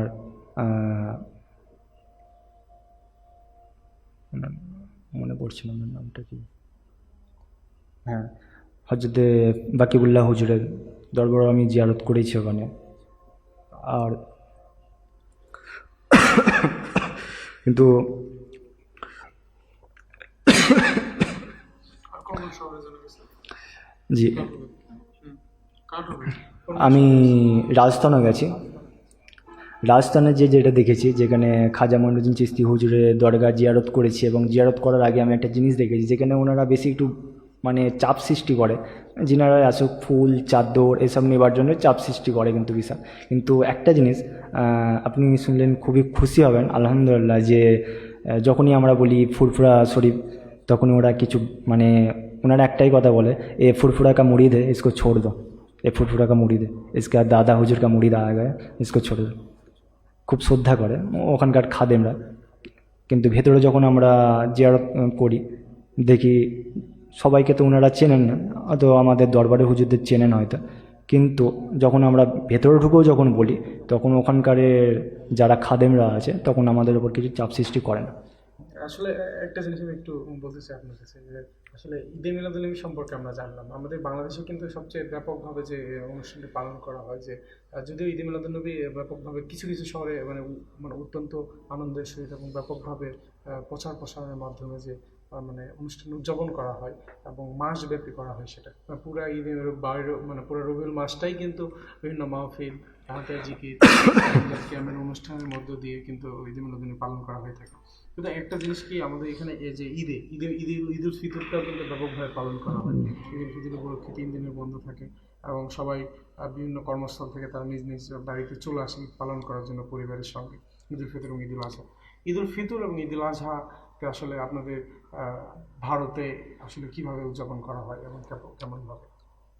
ঈদুল ফিতর এবং ঈদুল আজহা খুব সুন্দরভাবে আমরা মানাই। রাজ্য সরকার থেকে আমাদের দিকে সহযোগিতা করে, এবং প্রত্যেকটা মসজিদের ইমাম সাহেবদের থানা থেকে ডেকে ওনাদের দিকে পার্সোনালিভাবে সংবর্ধনা দেন ওখানকার অফিসাররা, খুব যেটা ভালো লাগে। যেহেতু রাজ্য সরকার থেকে খুব একটা কৌশল বিনিময় করেছেন ওরা, এটা খুব ভালো লাগলো আমাকে, যে আমাদের দিকে যখন আমরা নামাজ পড়তে যাই সকালবেলা, যে থানা থেকে পুলিশ এসে আমাদেরকে সহযোগিতা করে। ওখানে যেহেতু ঝামেলা না থাকলেও প্রত্যেকটা ঈদগায় পুলিশ থাকে, এটা আমি ছোটো থেকে নিয়ে দেখে আসছি। কুরবানি মানে আমরা যেটাকে আমরা ঈদুল আজহা কুরবানি হিসেবে আমরা উপমহাদ হিসেবে মেনে থাকি, সেক্ষেত্রে কুরবানিতে আসলে আপনাদের মানে কি কি প্রাণী আপনারা কুরবানি দেন, এবং সেক্ষেত্রে যেহেতু গরু নিয়ে একটা বিষয় ভারতে মানে সমস্যা, তো এই ক্ষেত্রে আসলে আপনারা কি করেন এবং কীভাবে এটা কুরবানি? দেখুন, কুরবানি আমাদের এখানে সবই হয়, গরু হয়, মোষও হয়, কেউ ডুম্বা করে, কেউ উট করে, কেউ বকরি করে। কোনো চাপ সৃষ্টি আমাদের রাজ্যে নেই, আর সহযোগিতা করে। আর একটা জিনিস যেটা যেটা স্বাস্থ্যের দিক থেকে কোনো ক্ষতিকর, যে রক্তগুলো, ওগুলো আমাদেরকে আগে থেকে একটু অ্যাডভাইস দিয়ে রাখে, রক্তগুলো যাতে একটু ভালো করে মাটি চাপা দিয়ে দেওয়ার জন্য। এটা খুব ভালো জিনিস, সরকার থেকে নিয়ে আমাদের বলে থাকে। পারিবারিকভাবে যেহেতু আহলে সুন্নাতুল জামাত বিশেষ সিলসিলায় আপনারা অনুসারী, সেক্ষেত্রে পরিবারের অনুসরণ সম্পর্কে, পরিবার আবারও ফিরে আসলাম, পরিবার অনুশাসন ছোটবেলা থেকে নামাজের প্রতি, রোজার প্রতি বা যে পারিবারিক যে আপনার শিক্ষার ক্ষেত্রে আসলে আপনি কেমন শিক্ষা পেয়েছেন এবং কীরকম মানতেন। যদিও আমি আবারও বলছি, আমাদের ইসলামিক জীবন গল্পটি কিন্তু অন্ধকার থেকে আলোর পথে আসার গল্প। আমরা এখন পর্যন্ত গল্প আমরা শুনেছি সবে আলোর পথের গল্প। তো কিছু যদি আমাদের শ্রোতাদের উদ্দেশ্যে যদি কিছু বলতেন, আপনার পূর্বের অভিজ্ঞতা বা পরিবর্তনের কোনো জি, কিছু জি। যদি বলতে চান। একটা সময় আমি এমন ছিলাম, যেটা একটু যখন ক্লাস 8 উঠলাম বা 9 উঠলাম, তখন একটু এমন একটা ছিলাম যে একটু মানে যাকে বলা হয় একদম একটু দুষ্টু, একটু ঘোরাঘুরি বা খেলাধুলায় বেশি মগ্ন থাকতাম। বিশেষ করে খেলাধুলায় আমি বিশাল মগ্ন থাকতাম, ক্রিকেট খেলায় প্রচুর, ফুটবল খেলায় মগ্ন থাকতাম। তখন কি নামাজ পড়া হতো 5 ওয়াক্ত? না তখন, না তখন রোজা রাখা হতো, কোনোটা গ্যাপও হতো। জুম্মাতে যেতাম, কিন্তু পরিপূর্ণভাবে 5 ওয়াক্ত নামাজ তখন হতো না। মাঝে মাঝে যেতাম, আবার মাঝে মাঝে যেতাম না। পারিবারিকভাবে ধর্মীয় অনুশাসনটা কেমন ছিল তখন? পারিবারিক থেকে পরিবার থেকে আপনাকে চাপ প্রয়োগ করতো কিনা নামাজের জন্য বা ইসলামের? আমাকে সব থেকে যেটা বেশি করতো আমার মা। মানে আমার যে কোনো জিনিসের দিক, মানে যতটা আমি যেমন আপনাদের এখানে এসেছি, আমি মানে আমার মায়েরই দোয়া, মানে আমি এতটা চেঞ্জ হয়েছি, যেটা হওয়ার কারণে পেছনে হচ্ছে আমার মা ছাড়া কিছুই নয়। পরিবর্তনটা কবে থেকে শুরু? হ্যাঁ, পরিবর্তনটা শুরু আমি পাঞ্জাব শহরে যখন যাই, প্রথমে কাজের সূত্রে যখন যাই, সালে? ওটা আপনার 2014 ডিসেম্বরে যত সম্ভব লাস্টের দিকে। ওখানে যে প্রায় 1 বছরের ওপর আমি ছিলাম একভাবে, বাড়িতে আসিনি। কিন্তু ওখানে যে নামাজ, হয়তো জুম্মাটা যেতাম, কিন্তু কোরআন শরীফটা পড়া হতো না ওখানে। যেহেতু তখন আমার কাছে কোনো স্মার্টফোনও ছিল না যে অ্যাপ ডাউনলোড করে পড়বো, সেটাও হতো না। কিন্তু আমি যখন বাড়ি এলাম, তখন আমার মধ্যে দেখছি সবাই পড়ছে আর আমি পড়ছি না। এটা কীরকম একটা নিজেকে একটা কিন্তু বোধ লাগছে। তারপর আমি মাঝে মাঝে পড়তাম। আমি পড়ছি, আমার মা আমাকে দেখে, আমার মা বাইরে, মানে রুমের বাইরেটায় মা এইভাবে বলছে যে আল্লাহ যেন তোকে হেদায়েত করুক পরিপূর্ণভাবে। এই যে জিনিসটা যখন আমি পড়ছিলাম, দোয়া, এই যে দোয়াটা আমি পড়ছিলাম, যখন এই শব্দটা আমি কানে শুনলাম, তখন আমি কয়েক সেকেন্ডের জন্য স্তব্ধ হয়ে গেলাম যে মা, এই শব্দটা মা বললো, আমি স্তব্ধ হয়ে গেলাম। তারপরও বাইরে চলে গেলাম, কিন্তু তখনও আমি কিন্তু পরিপূর্ণ আমার কাজে লাগাতে পারিনি। নিজের কাজে ব্যস্ত থাকতাম, একটু ঘোরাঘুরি করতাম। কিন্তু একটা সময় দেখলাম কিছু ছেলে আমার পাড়ায়, যারা আহলে হাদিসের সঙ্গে যুক্ত হচ্ছে, তারাও আমার দিকে এক প্রকার দাওয়াতি প্রচার বলতে পারেন, আমার দিকে যুক্ত করার জন্য চেষ্টা করছে। কিন্তু আমি একটা জিনিস যেটা ভাবলাম, যে আমার বংশ এবং আমার গ্রাম, আশেপাশের গ্রাম, যেহেতু আমরা সকলেই সিলসিলার মানুষ, কিন্তু সিলসিলার মানুষের তারও ফ্যামিলির সিলসিলায়, কিন্তু সে এইভাবে আস্তে আস্তে আহলার দিকে চলে যাচ্ছে। মানে সে কাজের সূত্রে যে এরকম চেঞ্জ হয়েছে, নিজের গ্রাম থেকে নয়, কাজের সূত্রে যে এরকম চেঞ্জ হয়েছে, যেহেতু ওনাদের মাথা ধুলাই করা হয়েছে অ্যাকচুয়ালি। আমি ভাবলাম তাহলে আমার দাদা হুজুরের সিলসিলা ভুল আছে নাকি, আমরা এতদিন চলে আমরা ভুল পথে আছি। আমার একটু জানার আগ্রহতা বাড়ল। আমি ভাবলাম উস্তাদ তো ধরতেই হবে, কাকে ধরি। আমি চিন্তা করলাম আস্তে আস্তে। আমি সময়টাকে একটু উল্লেখ করুন, কত সালে এটা? এইটা সালটা ঠিক আমি বলতে পারলাম, কিন্তু একটা বছরের একটা কম বেশি হবে, হয়তো 4 থেকে 6 বছরের মধ্যে একটা হবে এটা। 5 থেকে 6 বছর আগে? জি জি জি। আমি প্রথম যিনার ওয়াজ শোনা শুরু করলাম, তিনি হচ্ছেন আমাদের পিয়ারডাঙ্গা দরবার শরীফের অন্যতম হুজুর, আহমদুল্লাহ হুজুরের অন্যতম সন্তান আলী আসগার হুজুর। ওনার ওয়াজ নসিহত শোনা শুরু করলাম। ওখান থেকে আমি অনেক কিছু ডকুমেন্টস সেই হিসেবে কালেক্ট করতে পারছিলাম না, যে একটা ডকুমেন্টস আমার কাছে একটা মজুদ থাকবে, যে কোনো সময় তারা কথায় কথা আমাদেরকে প্রমাণ দেখায়, আমরা সেরকম দিতে পারছি না। তারপর আমার কিছু একটা করতে হবে। আস্তে আস্তে এই জিনিসটাকে আমি আগাতে রইলাম, আগাতে এক সময় আমি যেটা দেখতে পেলাম, সেটা হচ্ছে আপনাদের বাংলাদেশে যে ডক্টর আশরাফ আলী মোল্লা সিদ্দিকী হুজুর, ওনার ওয়াজ আমি শুনলাম। ওনার ওয়াজ শোনার কারণ হচ্ছে, এটা হচ্ছে আপনার 2022 জুনের প্রথম দিকে। তার আগ পর্যন্ত আপনি আলী আসগরের ওয়াজ শুনতেন? জি, আরও আমার বায়াত হয়েছিলেন কি? না, আমি বায়াত হয়নি।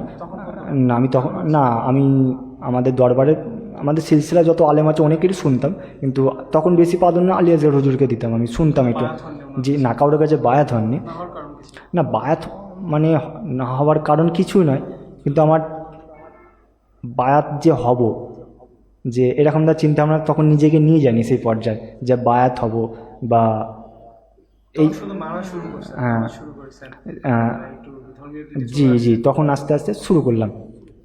তারপর 2022-এর দিকে জুন মাস, যত সম্ভবত জুন মাসে আমি ইউটিউবে দেখতে দেখতে আচানক দেখি যে এমন একটা বক্তা যিনি আমাদের সিলসিলা ফুরফুরা শরীফের নাম নিচ্ছেন, তিনি হচ্ছেন ডক্টর আশরাফ আলী মোল্লা সিদ্দিকী। আমি ভাবলাম ইনি কে, যেহেতু দেখলাম সিদ্দিক, আমি ভাবলাম সিলসিলার আলেম এরকম দ্বারা নাম আমি তো কোনোদিন শুনিনি, যে একটু দেখতে হবে, জানতে হবে। তারপর আমি একটু ভালোভাবে একটু পরীক্ষা নিয়ে রাখো, আমি ব্যক্তিগতভাবে যেটা আমি গুণাগার যতটা আমি চিন্তা ভাবনা করে নিয়েছি আর কি, যে চেষ্টা করলাম জানার জন্য ওনার বিষয়ে। আস্তে আস্তে জানতে পারলাম যে ওয়াজটা কি শুনলেন? যে ওয়াজটা আসলে জি ওয়াজটা শুনলাম আমি। ওয়াজ ছিল এটা, যদি মনে থাকে বলতে পারেন। মনে বলতে শব্দগুলো ঠিক পরিপূর্ণ মনে নেই, শব্দগুলো পরিপূর্ণ আমার মনে নেই, কিন্তু আপনার যে ওখানে যে যে থাম্বেল ব্যবহার করা হয় না, থাম্বেলে ছিল হক ফুরফুরা সিলসিলা ভুক্ত এরকম দ্বারা ছিল, ওই জন্য আর চ্যানেলের নামটা কি মনে আছে? কোন চ্যানেল? জি ওটা হচ্ছে আপনার নাজেতি ফিরকা। এবার তাহলে চ্যানেল বললেন। জি আমি আরও ওটা চেষ্টা করলাম। এবার ইনার বিষয়ে আমি ডক্টর আসিফ আলী মোল্লা সিদ্দিকী ওনার বিষয়ে জানার চেষ্টা করলাম যে ইনি কে, ইনার বাড়ি কোথায়, নামের সিদ্দিকী। আমি ভাবলাম হয়তো যেহেতু আওলাদে মুজাদ্দেদ জামান এরকমই হবে, আমি প্রথম চিন্তা ভাবনা আমার ব্যক্তিগতভাবে যেটা করলাম, কিন্তু তারপর দেখছি না, ইনি হচ্ছেন এপার বাংলা। তারপর আমি ভাবলাম এপার বাংলা আলেমদের প্রতি আমার একটু একটু অন্যরকম মানে চিন্তা ভাবনা ছিল, যেটা এপার বাংলা আলেমরা একটু বেশি বাড়াবাড়ি করে, যেটা আপনার জেকেরের মহাফিলি বলেন যে লাফালাফি একটা জেকের হচ্ছে, জেকেরের মধ্যে যে একটা বিয়াদবি, এটা আমরা পছন্দ করি না একদমই। বাংলাদেশি জি জি জি জি কিন্তু আমি কারা করে এটা কি জানেন? সেটা আমি ঠিক জানি না, কিন্তু আমি আমি আরেকটা দরবার দেখেছি, আমার দাদা হুজুরের অন্যতম খলিফা আরসিনা নিসারুদ্দিন হুজুর রহমতুল্লাহ, ওনার যে দরবারের যে জেকে রাজঘাট হয়, আমি ওটা ভিডিও দেখেছিলাম যে কত সুন্দরভাবে তরিকাপন্থী জেকে রাজঘাট হচ্ছে, লাফালাফি নেই, কোনো মানে কাউকে বিয়াদবি নেই, কত সুন্দরভাবে জেকে রাজঘাট হচ্ছে, যে আমি এইটা দেখেছিলাম। আর জেকে রাজঘাট মানে সাধারণ ছেলেমেয়েরা কী ভেবে থাকে যে একটা ভণ্ডামি, একটা এই লাফালাফি হচ্ছে, ওই হচ্ছে, মানে তারা তো স্মার্টের মধ্যে ফোনের মধ্যে ব্যস্ত, ফোনের ভেতরে আর কিছু মানে নিজেকে নিয়ে ওই বিষয় নিয়ে যে আগিয়ে যাবে সেটা তো করে না। তারপর আমি আরেকটা বক্তার যিনি হচ্ছেন, ওনাকে আমি খুব ভালোবাসি, ওনাকে আমি দেখেছি এবং উনি আমাদের পাশের পাড়ায় ঈদে মিলাদুন্নবীর জলসায় প্রত্যেক যতদিন উনি হায়াতে ছিলেন ততদিন আমার পাশের পাড়ায় ঈদে মিলাদুন্নবীর জলসায় উনি আসতেন। উনি হচ্ছেন আপনার কালিমুল্লাহ সিদ্দিকী হুজুর রহমতুল্লাহ। যখন এই নামটা যখন শুনলাম আমি যে মুর্শিদ কেবলা ডক্টর আসিফ আলী মোল্লা সিদ্দিকী কালিমুল্লাহ হুজুর সিদ্দিকী হুজুর কাছে বায়াত হয়েছেন, তখন আমার মধ্যে একটা চিন্তা ভাবনা হলো যে এই মানুষটাকে আমি দেখেছিলাম, কালিমুল্লাহ সিদ্দিকী হুজুরকে আমি দেখেছিলাম। তার কি কি বৈশিষ্ট্য দেখছিলেন? জি ওনার মধ্যে একটা বৈশিষ্ট্য ছিল, সবথেকে বড় হচ্ছে আদব, সবথেকে আদব, আর নীতিতে কঠোর, নীতি রীতিতে কঠোর। যেমন আমি যতটা অনেক মানুষের মাধ্যমে শুনেছি বা আমি যতটা দেখেছি, উনি যখন রাস্তাঘাটে চলাফেরা করতেন কত আদবের সাথে চলাফেরা, এবং ওনার মধ্যে যে ওয়াজ নসিহত যখন উনি করতেন, যে একটা নবীর প্রতি প্রেম, নবীর আশিক, যে সত্যি একটা আলেমকে দেখলে বোঝা যায়, ওনার বক্তব্য শুনলে বোঝা যায় যে ওনার মধ্যে কি আছে। যখন দেখলাম যে এই মানুষটার কাছ থেকে ইনি বায়াত হয়েছেন, আমি ভাবলাম তো ইনি বায়াত করিয়েছেন মানে একটা বিশাল কোনো ব্যাপার হবে, কেন ইনি এমন একটা জিনিস কঠোর, নীতিতে প্রচুর কঠোর, কে হয় না হয় দেখে না আগে পেছনে, হককে জাহির করবে, যে যেই হোক হক জিনিসে একদম কঠোর ছিলেন উনি, যেহেতু ওনাকে আমি দেখেছি। তারপর আমি ইনাকে যখন শুনলাম, ইনার ডক্টর আসিফ আলী মোল্লা সিদ্দিকী হুজুরের যখন ওয়াজ নসিহত শুনলাম যে ইনি হচ্ছেন আমাদের সিলসিলারই আলেম, আর আমার ব্যক্তিগতভাবে মনের মধ্যে একটা অন্যরকম চিন্তা ছিল যে আমি তো কোনো দিন জামানার মুজাদ্দেদ দাদা হুজুর পীর কেবলাকে দেখিনি, আর এমন একটা আলেম 22 মণ 23 কিতাবের হাফেজ আল্লামা রুহুল আমিন বসিরহাটি হুজুরকে ওনাকে তো কোনোদিন দেখিনি। অনেক আলেমদের মুখে শুনেছি যে উনি ছিলেন হাদিসের হাফেজ।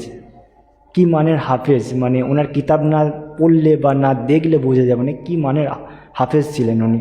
ওনার অনেকগুলো কিতাব আমার কাছে আছে, আমি পিডিএফ হিসেবে সংগ্রহ করে রেখেছি, আমিও মাঝে মাঝে পড়ি এবং পড়ার মাধ্যমে নিজেকে হয়তো এখনও সিলসিলার মতে পথে কেউ এখন টপ করে হাঁটাতে পারে না, কিছু বাতিল কিছু বলতে গেলে বা বিশেষ করে সিলসিলার হয়ে কোনো যদি মানুষ কে কি হয় আমি দেখি না, কে দেওয়ান, কে বেরলি, কে আহলে হাদিস, কে জামাতি, কে কি করে, সিলসিলা আলেমদের প্রতি কেউ যদি কিছু বলে, বিশেষ করে কোনো জেনারেল ছেলেরা যদি কিছু বলে, সঙ্গে সঙ্গে আমাদের উত্তর আছে।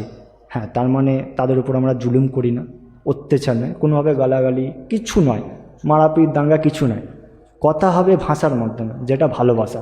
ভালোবাসা এমন একটা জিনিস যেটা তাকে বুঝাতে পারলে সে হয়তো সঠিকটা হয়তো পাবে, আর সঠিক জিনিসটা তারা পাক, আমি দোয়া করি তাদের জন্য যে সঠিক জিনিসটা তারা যেন পায়। আর তারপর আমি ডক্টর আশরাফ আলী মোল্লা সিদ্দিক হুজুরের ওয়াজ নসিহত শুনলাম, শুনতে শুনতে অনেক বক্তব্য, 3 ঘন্টা 4 ঘন্টা 2 ঘন্টা অনেকই আছে। ব্যতিক্রম কিছু পাইছিলেন কিনা? আপনি তো আগে অনেক মানে সিলসিলার বক্তাদের বসে জি জি জি ওনারা আসলে জি যে হুজুরের যে পার্থক্যটা আসলে কি দেখলেন, দেখুন, কোন জিনিসটা আপনাকে আকর্ষণ করে?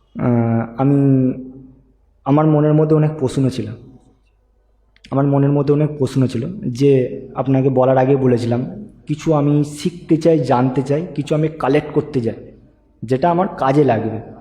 সেটা আমি এমন একটা আলেমের মাধ্যমে পেয়েছি, মানে কি বলি, আমার বলার মতন মুখের ভাষা নেই আমার কাছে, যে উনি কি পরিমাণের একটা উন্নত মানের আলেম, যে ওনার প্রত্যেকটা দলিল ভিত্তিক ওয়াজ, কোরআন হাদিসের রেফারেন্স, এবং যেটা আমি আমার জ্ঞানে কোনো দিন দেখিনি, আমার জ্ঞানে যেটা দেখিনি আমি, সেটা হচ্ছে কিয়ামের মধ্যে দলিল, কিয়ামের মাধ্যমে দলিল, সেটা আমি কোনো মানে এর আগে কোনো আলেমের মুখে আমি শুনিনি। তবে আলহামদুলিল্লাহ ওনার কিয়াম আর ওনার ওয়াজ নসিহত শুনে আমি অনেক কিছু কালেক্ট করেছি, অনেক ডকুমেন্টস করে করে রেখেছি, প্রত্যেকটা প্রশ্নের একটা একটা করে ডকুমেন্টস আমি সাজিয়ে রেখেছি।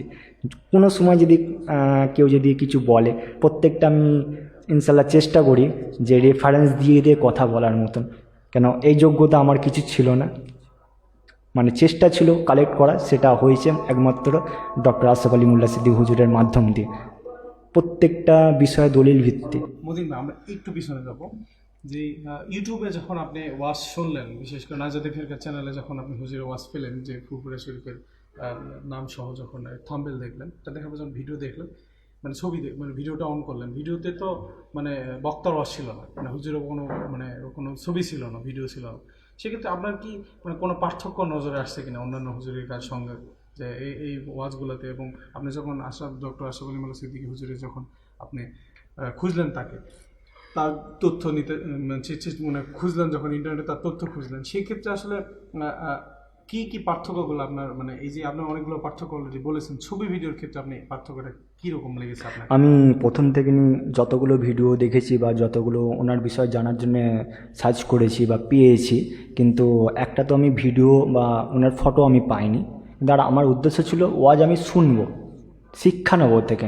ছবি দেখে তো শিক্ষা নেওয়া যায় না, কথা শুনে শিক্ষা নিয়ে যায়।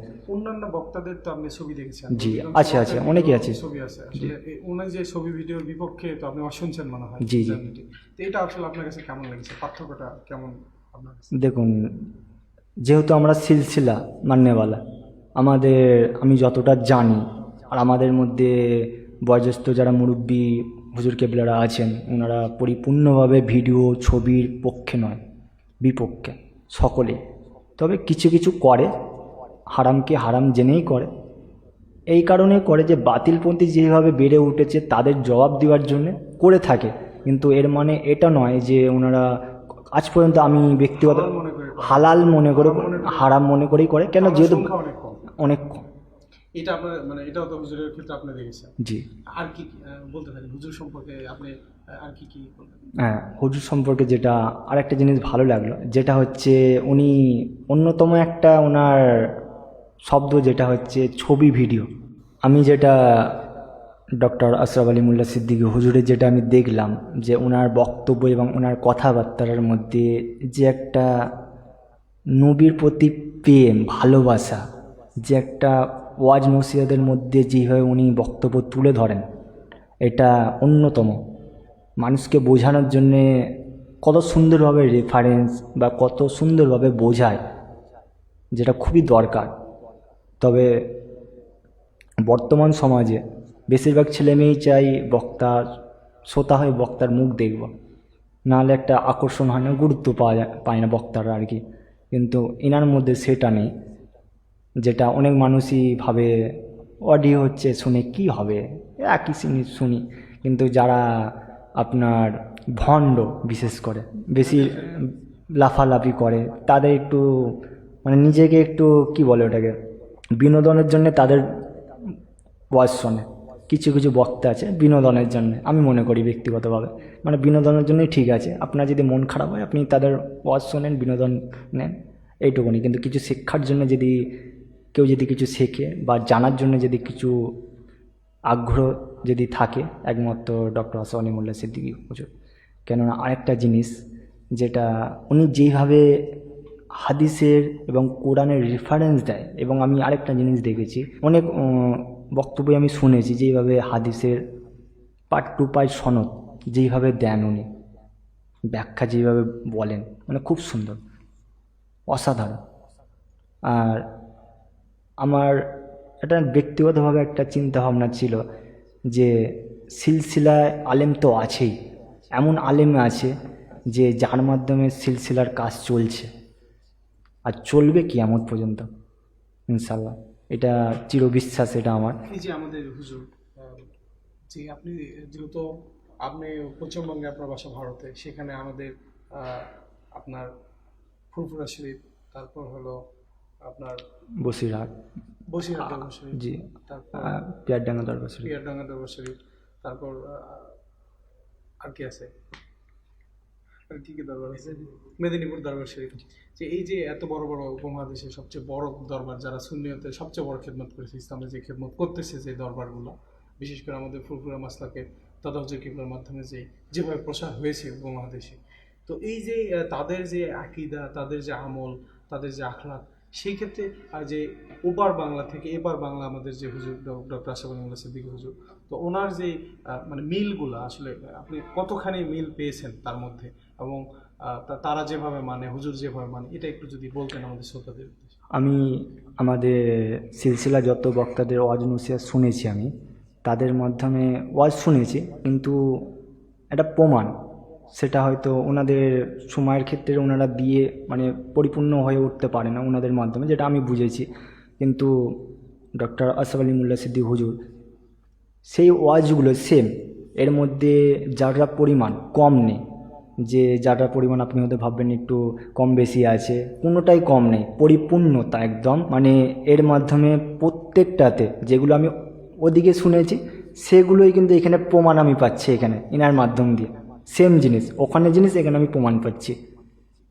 আর ইনি এমন একটা মানুষের হাতে বায়াত হয়েছেন যে মস্ত বড় আল্লাহর ওলি, বেশাক আল্লাহ ওলি, যিনাকে আমি দেখেছি প্রত্যেক এর আগেই বললাম, প্রত্যেক বছরে বছরে ঈদে মিলাদুন্নবী জলসা উনি আসতেন, কালিমুল্লাহ সিদ্দিকী হুজুর রহমতুল্লাহ। আর ওনার যে একটা ছবি ভিডিও বিষয়ে যেভাবে উনি সবাইকে বোঝাতেন, ছবি ভিডিও শরীয়তে পরিপূর্ণভাবে উনি নিষেধ করতেন। এবং ওনার একটা আপনি দেখবেন ভিডিও, যেটা জানাজার নামাজে উনি কীভাবে বক্তব্য দিচ্ছেন, যদি শুনে থাকেন তাহলে বুঝতে পারবেন কীভাবে বক্তব্য দিয়েছে ওখানে, ওর থেকে কিন্তু স্পষ্ট হয়ে যায়। এমনও বলেছে যে ফুরফুরা শরীফ তো দলিল নয়, আজমির শরীফ দলিল নয়, মক্কা মদিনা শরীফ দলিল, কোরআন হাদিসই দলিল, তোমরা ছবি ভিডিও কেন করছো? আর আরও অনেক কাহিনী আছে ওনার, কি বলি আমি। ওনার যে মানে খেলাফতপ্রাপ্ত আমাদের ডক্টর আশরাফ আলী মোল্লা সিদ্দিকী হুজুর, তো হুজুরের যে আপনার হুজুরের ওয়াজ শুনলেন সেই জুন থেকে, এবার বেগে যাচ্ছি আমি, যে 2022 সালের জুন থেকে আপনি তার ওয়াজ শোনা শুরু করলেন, এবং কন্টিনিউয়াসলি কতদিন পর্যন্ত আপনি তার ওয়াজ শুনলেন, এবং কখন সিদ্ধান্ত হলো আপনার যে আপনি হুজুরের কাছে বায়াত হবেন, বা আপনি ওই পার বাংলা থেকে এপার বাংলায় বাংলাদেশে চলে আসবেন ভারত থেকে, এটার বিষয়ে? আমার মনের মধ্যে অন্যরকম একটা চিন্তা ছিল, আর আমি রাখার চেষ্টা করেছিলাম, যেটা যে একটা হাক্কানি অলির সহবত আমি নেব, সেটা যে আমাদের যেখানেই হোক হাক্কানি অলির আমি সহবত নেবার খুব ইচ্ছা ছিল আমার, যে যিনার কাছে আমি পরিপূর্ণ অনেক কিছু পাবো, শিখবো, এবং সেখান থেকে আমি যেখানেই থাকুক ওনার সাথে আমি শপথ নেওয়ার জন্য একদিনের জন্য হলেও যাব। তারপর যখন এনার ওয়াজ নসিহত শোনা শুরু করলাম, তখন আস্তে আস্তে নিজেকে চিন্তা ভাবনা করলাম যে আমি যাবই। আর আপনি খুশি হবেন যখন আমি শুনলাম এই দরবারে কার্ডের যে সিস্টেম, সনদ কার্ডের যে সিস্টেম যখন শুরুয়াত করলো, তখন আমি পরিপূর্ণভাবে চেষ্টা করলাম যে আমিও বানাবো। হয়তো আমার কার্ড নম্বরটা দেখলে আপনি বুঝতে পারবেন, মানে অনেক আগে আমি কার্ড বানিয়েছি, অনেক আগে কার্ড বানিয়ে নিয়েছি আমি। সদস্যতা। জি, সদস্য। আপনি আপনি কি কন্টিনিউয়াস মানে প্রতি জুমাবার বা মাহফিলগুলো আপনি লাইভে জুম্মাবারটা ঠিক মতন হয় না, কেননা আমাদের ওখানে কোনো কোনো মসজিদে 1:30টার সময়ও জামাত আছে, কোনো কোনো মসজিদে 1টার সময়ও জামাত হয়। মানুষের চাপের ওপর অনেকগুলো মসজিদ অনেক রকমভাবে। আর আমি যেহেতু কাজ করি, আর আমাদের ওখানে রবিবার ছুটি থাকে, শুক্রবার নয়। আর নামাজ পড়ে এসে কোনো সময় দেখি উনি ওয়াজ নসিহত করছেন, কোনো সময় আবার দেখি উনি নামাজ পড়াচ্ছেন বা খুতবা হচ্ছে, বা কোনো সময় দেখি আবার মানাজতও পেয়েছেন, বা রাত্রিরে জি মহফিলে অনেক মাঝে মাঝে প্রায় বেশিরভাগ মহফিলগুলো আমি লাইভে শুনতাম। এবং দরবারে যে প্রোগ্রামগুলো হয় আপনার শবে বরাত রাত্রিরে, আমি সেই রাতও পরিপূর্ণভাবে অ্যাটেন্ড ছিলাম আমি অনলাইনের মাধ্যমে। যতক্ষণ হয়েছে ততক্ষণ ছিলাম আমি। আর ঈদে মিলাদুন্নবীতেও আমি ছিলাম, পরিপূর্ণভাবে ছিলাম। তবে আরও যেসব ওয়াজ নসিহতগুলো অন্যান্য প্রোগ্রামগুলো হয়, সেগুলো পরিপূর্ণভাবে শোনা না হলে মাঝে মাঝে শুনি আমি। আপনার ফ্যামিলি যে আপনি তারপর মানে সিদ্ধান্তটা কবে নিলেন যে আসলে আপনি মানে বাংলাদেশে চলে আসবেন হুজুরের কাছে বায়াত করার জন্য? জি, বায়াত তো হতেই হবে, কারোর কাছে না কারোর একটা হাক্কানি অলির কাছে বায়াত হতেই হবে, এটা তো আমার আগে থেকে চিন্তা ভাবনা ছিল। আর যখন দেখলাম আমার এই সিলসিলারই আলেম, দাদা হুজুর পীর কেবলার মসলাকের আলেম, এত মস্ত বড় আলেম, শপথ তো নিতেই পারি, বায়াত তো হতেই পারে। আমি ভাবলাম এতে তো কোনো অসুবিধা নেই, শিক্ষার জন্যে আসছি, শিক্ষা তো নিতেই হবে। তারপর বাড়িতে জানালাম, বাড়ির লোকও খুশি হলো, মা আব্বা সকলেই খুশি হলো। বাড়ির লোক কি অবাক হলো না যে আপনি এত মানে ভারতে এত বড় বড় দরবার আছে, এত মানে পিছাদারা সাহায্যদার আছে, ও বাদ রেখে আপনি বাংলাদেশে চলে আসবেন বায়াত হওয়ার জন্য? এটা কি ফ্যামিলি কিভাবে নিল আসলে? বাড়ির লোককে আমি বললাম যে এরকম এরকম মুর্শিদ কেবলার কথাবার্তা সব শোনাতাম, আমি যখন ফোনে কথা বলতাম, অনেকক্ষণ ধরে ফোনে বাড়ি আলোচনা হতো, আমি অনেক কিছু বলতাম যে এই করতে হবে, এই করতে হবে। মুর্শিদ কেবলার অনেক কথা আমি তুলে ধরতাম তাদের কাছে, বা ওনারাও জানতে পারলেন যে উনি কালিমুল্লাহ সিদ্দিক হুজুরের কাছে, বা বাড়ির লোকও জানতেন, আমার থেকে আরও বেশি জানেন কালিমুল্লাহ সিদ্দিক হুজুরের বিষয়ে। বা আরও আমাদের যারা যেহেতু ছোটো হুজুর পীর কেবলার সন্তান, ছোটো হুজুর পীর কেবলা আমাদের বাড়ির পাশেই আসতেন, উনি, ওনার প্রতি একটা মহব্বত ভালোবাসা আছে, ওনাকে দেখার মানুষ এখনও জীবিত আছে, হায়াতে আছে অনেকে। আর যখন দেখলাম একই তো, আলাদা তো কিছু নয় আমাদের সিলসিলার মশলাকে, হ্যাঁ এটা কি অনেকটা দূরত্ব, দূরে, তবে চেষ্টা করলে দূরকে কাছে মনে করা যায়। এটা কিন্তু আপনি প্রমাণ করে দিয়েছেন যে আসলে মনের যদি টান থাকে জি আর হক পাওয়ার যদি ইচ্ছা থাকে, যে ওলিদের সহবত নেওয়ার যদি ইচ্ছা থাকে, তাহলে দূরত্ব কোনো বিষয় না। জি যেটা আগেও প্রমাণিত হয়েছে, আপনি নতুন করে আবার জি সেটা প্রমাণ দেখুন, আরেকটা জিনিস, আমার এখানে আসার কারণ হচ্ছে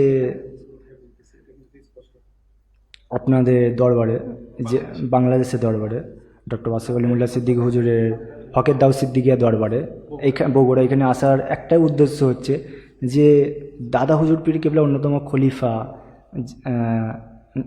আপনার সারসিনা নিসারউদ্দিন হুজুর, উনি সারসিনা থেকে যদি বাংলাদেশ থেকে যদি ভারতের জমিনে যদি যেতে পারেন, তখন তো কত কষ্ট, পায়ে হেঁটে সফর করেছেন কত কষ্টের সাথে। এখন তো এত কিছু উন্নত হয়ে গেছে, আসা যাওয়া খুবই উন্নত হয়ে গেছে, তাহলে আমি কেন আসতে পারবো না? এটা সবথেকে বড় জিনিস। ওনারা যদি চেষ্টা করে, আমরা কেন করতে পারবো না? তো এই থেকে আপনি মানে পরিবারের সাথে সিদ্ধান্ত নিল কত তারিখে সিদ্ধান্ত নিয়েছেন যে বাংলাদেশে? আমি বাড়িতে বলেছিলাম যে আমি যখন যাব তখন আমি আবার বাংলাদেশে যাব মুর্শিদ কেবলার সহবত নেওয়ার জন্যে। আর এটা আমি আগে থেকেই বলেছিলাম। রিসেন্টলি আমি এলাম, এসে ভিসার জন্য অ্যাপ্লাই করলাম, খুব তাড়াতাড়ি ভিসাও পেয়ে গেলাম আমি এমনিতেই। কবে কবে অ্যাপ্লাই করছিলেন ভিসার জন্য? আমি 17 তারিখে অ্যাপ্লাই করেছিলাম। 4 দিনের মধ্যে আমি পেয়ে গেছি।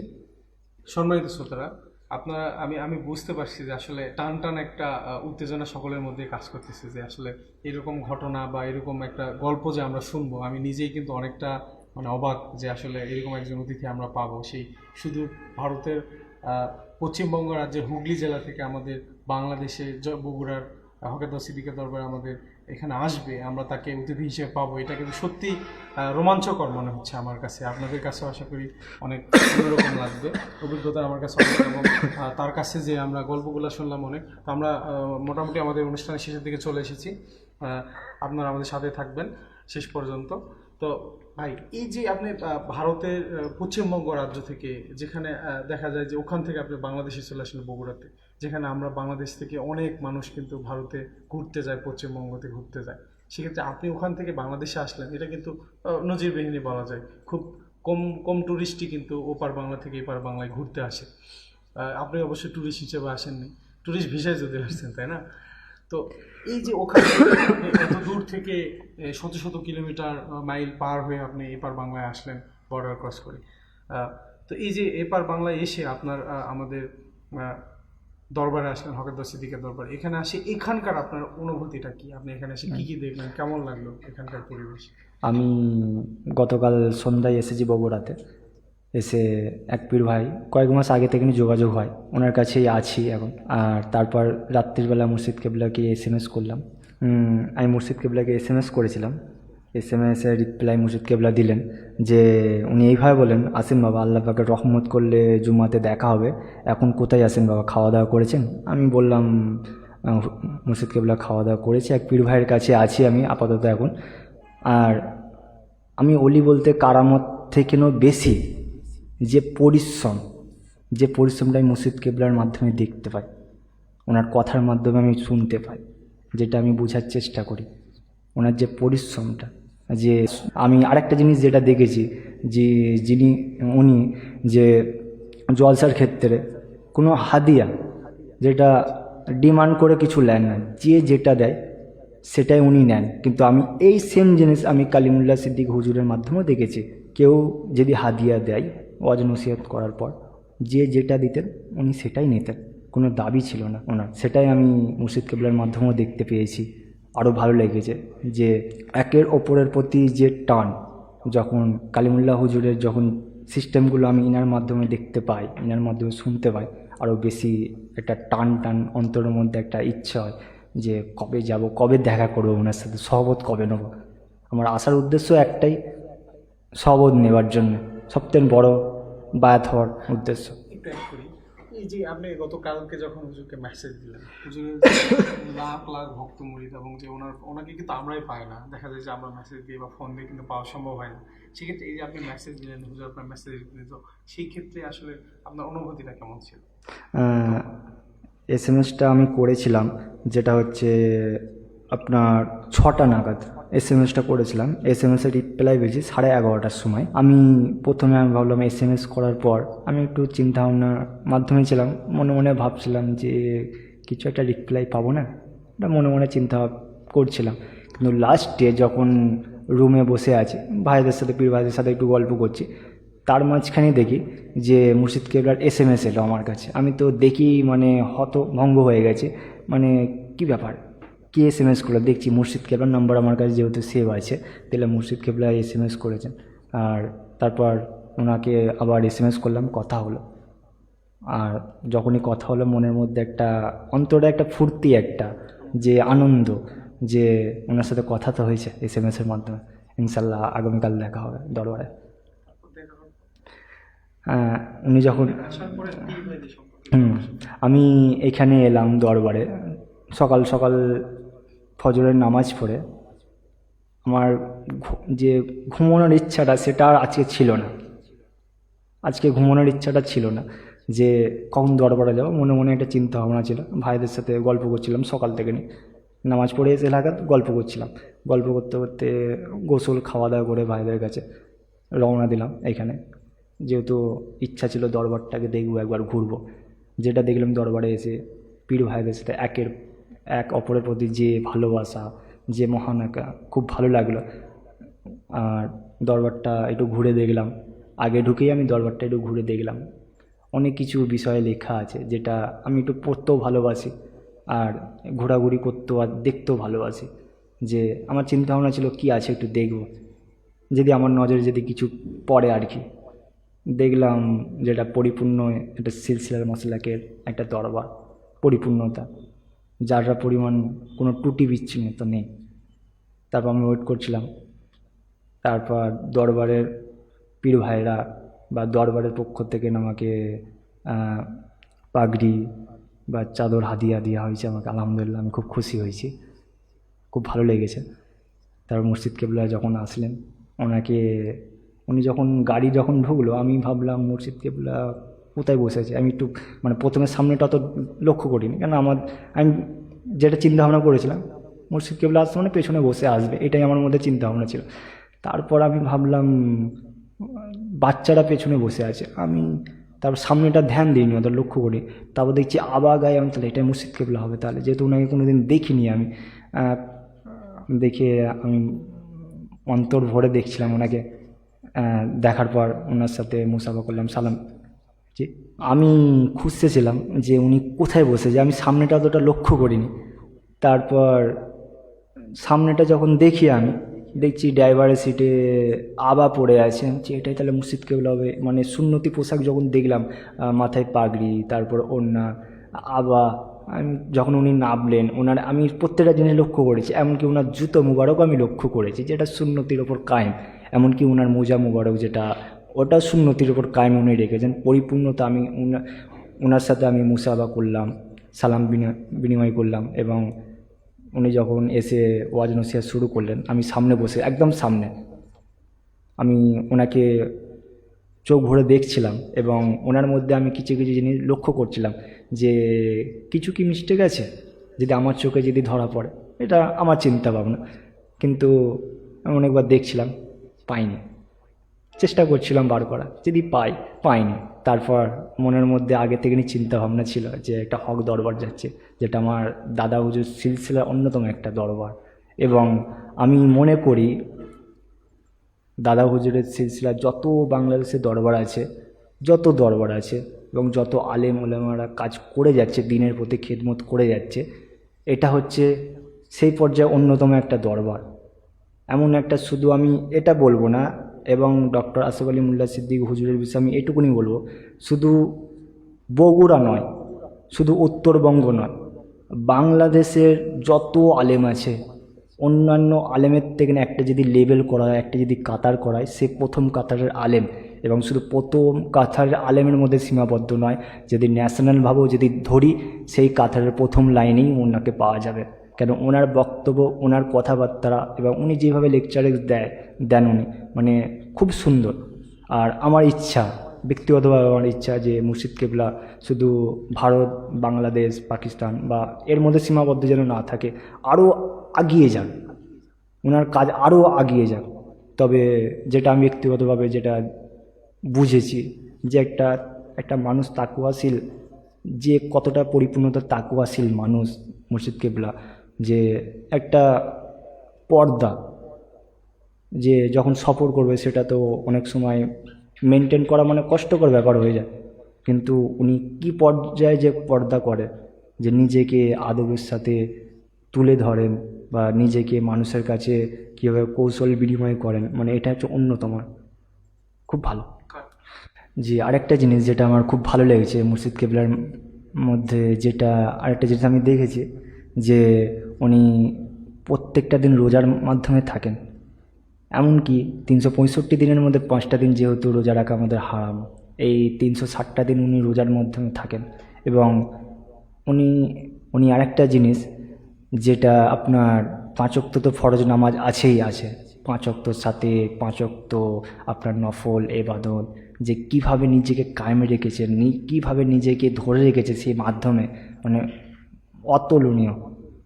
আর ওনার মধ্যে যে একটা আদব, আর ওনার যে আমি ইন্টারনেটে যেটা দেখেছি, আমি যেসব মহিলা মুরিদরা আছেন, ওনারা তো মুর্শিদ কেবলাকে কোনো দিন সরাসরি দেখেননি, আর কেউ তো সরাসরি মুর্শিদ কেবলার কাছে এসে বায়াত হতে পারেন না। আর আমি যতটা জানি আমাদের সিলসিলার, আমি ফুরফুরার একটু কথা বলি এখানে, যে যিনারা মহিলারা মুরিদ হয় দরবারে, ফুরফুরা দরবারের হুজুরদের কাছে, তারা কোনো দিন দরবারও সরাসরি কোনো মহিলাকে, এবং কোনো একা কোনো মহিলা যে যদি কেউ বলে আমি মুরিদ হওয়ার জন্য এসেছি, কাউকে মুরিদ করে না। তাকে নিজের ছেলে বা ভাই বা নিজের স্বামী বা নিজের পিতার সাথে মহিলা মহলে বসে তাকে মুরিদ করা হয়। আর এই যে সিস্টেমটা ইনার হচ্ছে মুর্শিদ কেবলা যেটা করে থাকে, যেটা অনলাইনের মাধ্যমে যেটা মহিলারা মুরিদ হয়ে থাকে। আর ইনার আরেকটা জিনিস যেটা প্রখ্যাত যেসব গ্রাম্য জলসাগুলো বা গ্রাম্য এলাকাগুলো, যেখানে ইনার অনেক খানকা বা ইনার যেসব মাদ্রাসা চালু হয়েছে, খুবই ভালো লেগেছে। ভিন্ন ভিন্ন জেলাগুলো যেসব কাজকর্ম করছেন, আলহামদুলিল্লাহ খুব ভালো লেগেছে। আর আরও এগিয়ে যাক, আরও বেশি মাদ্রাসা মক্তব হোক, তৈরি হোক। কাট এখানে আরেকটা জিনিস অ্যাড করবো, আপনি কখনো হুজুরের স্বপ্ন দেখছেন? হুজুরের অবর্ণ কোথাও মানে কাউকে দেখেছিলেন? মানে আপনাদের খেয়াল করতেন সবসময়, স্বপ্নে কি কখনো দেখেছেন কাউকে হুজুরের চিনা, বা আপনি স্বপ্ন দেখেছেন যে এটা হুজুর, এরকম কিছু? না, এরকম দ্বারা আমি দেখি না, কিন্তু ওনাকে দেখার পর আপনার কি মনে হয়েছে যে আপনি প্রথম দেখলেন? জি হ্যাঁ, ও আমার জি জি জি আমি আমি আমি একটা কথাই বলি এখানে। আমি যখন দরবারে বসে যখন ওয়াজ শুনছিলাম ওনার, যে আমার মনের মধ্যে সবসময় একটা জিনিস চিন্তা হচ্ছিল, যেটা আমি যখন তাহাজ্জুদে যখন নামাজ পড়ে যখন ঘুমাতাম, তখন একদিন আছে না যে কি একটা সূর্য রশ্মি আমি দেখতে পাচ্ছি, একটা সূর্য মানে উজ্জ্বল মানে জ্বলছে, কিন্তু আমি আচানক উঠে দেখি, আমি ভাবলাম হয়তো সূর্যের আলো পাচ্ছি হয়তো, কিন্তু চারিদিকে যখন তাকাই তো কোনো জায়গায় তো কিছু নেই, কীভাবে? তারপর এই যে জিনিসটা আজকে বারবার এটাই আমার মধ্যে দরবারে হচ্ছিল, যে ওই যে সূর্য রশ্মিটা হয়তো এটা একটা কোনো ব্যাপার ছিল, এটা কেন হয়তো সত্যিটা পাবো, ওইটা হয়তো তার একটা আবির্ভাব ছিল।